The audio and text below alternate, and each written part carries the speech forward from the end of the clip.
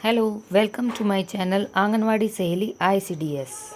Hello friends, आज मैं आपको बताऊंगी कि 20.6 वर्जन के बाद हम न्यू रजिस्ट्रेशन कैसे कैसे कर सकते हैं। तो चलिए आज हम न्यू प्रेग्नेंट का रजिस्ट्रेशन करेंगे। सबसे पहले हम बेनिफिशियरी पर क्लिक करेंगे।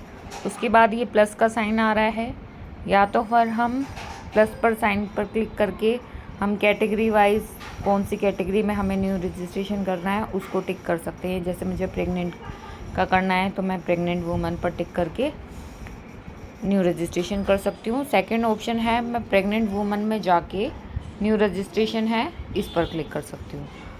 सेम प्रोसेस है, सिर्फ मेथड अलग अलग है। आप दोनों टाइप में से किसी भी टाइप को चूज़ करके न्यू रजिस्ट्रेशन कर सकते हैं। अब यहाँ पर आ रहा है नेम ऑफ प्रेग्नेंट वूमेन। उस प्रेग्नेंट वूमन का नाम क्या है, तो जैसे कि मैं टाइप करूँगी जो भी उसका नाम है। अब इसके बाद आता है नेम इन योर लैंग्वेज। जो भी उस बेनिफिशियरी का निकनेम है वो इसमें हम टाइप करके उसको मेंशन करेंगे। अगर उसका कोई निकनेम नहीं है तो उसका जो आधार कार्ड में है वही सेम एज इट इज़ उतार देंगे। यहाँ पर आता है उसके हस्बैंड का नाम। अब मैं हस्बैंड का नाम इसमें टाइप करूँगी। उसके बाद आता है आधार नंबर। बेनिफिशियरी का जो भी आधार नंबर होगा हमें ठीक ठीक सेम जो आधार कार्ड पर मेंशन है वही सीधा टाइप करना है। उसके बाद आभा ID मैं आपको बाद में बनाकर दिखाऊंगी। उसके बाद आता है डेट ऑफ बर्थ। जो भी आधार कार्ड में डेट ऑफ बर्थ उसकी मेंशन होगी हमें वही सेम डेट ऑफ बर्थ इसी में टाइप करनी है, अदरवाइज़ वो मैच नहीं करेगा हमारे आधार कार्ड की डिटेल से और इसका रजिस्ट्रेशन नहीं हो पाएगा। अब आता है उसका मोबाइल नंबर क्या है। फ़ोन को नंबर टाइप करने के बाद हम कैटेगरी चूज़ करेंगे कि वो बेनिफिशियरी SC है, ST है या फिर OBC कुछ और कैटेगरी में है तो हम सीधा अदर्स पर टिक कर देंगे। उसके बाद do you belong to religious minority. अगर वो रिलीजियस माइनॉरिटी में आता है तो हम येस पर करेंगे, अदरवाइज़ हम नो पर। उसके बाद ये पूछता है is this your first pregnancy. अगर उस बेनिफिशियरी फर्स्ट टाइम प्रेगनेंसी है उसकी तो हम येस पर टिक करेंगे। अगर वो उसके ऑलरेडी लाइव बर्थ हैं, उसके बच्चे हैं, तो हम फर्स्ट प्रेगनेंसी पर नो क्लिक कर देंगे। उसके बाद वो पूछ रहा है has there been a miscarriage before.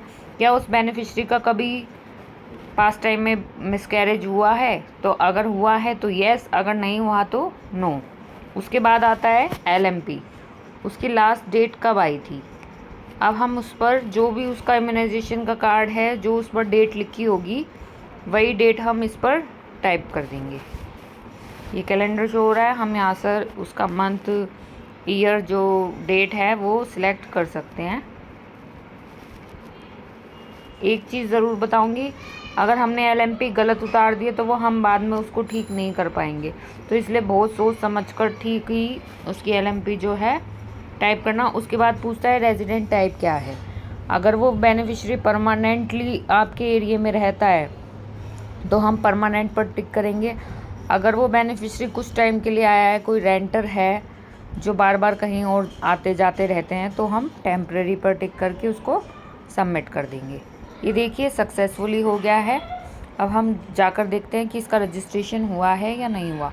अभी देखिए क्लाउड में इसका शो हो रहा होगा। ये देखिए बेनिफिशियरी का नाम आ रहा है। मैं इस पर स्टार्ट बटन पर क्लिक कर दूँगी।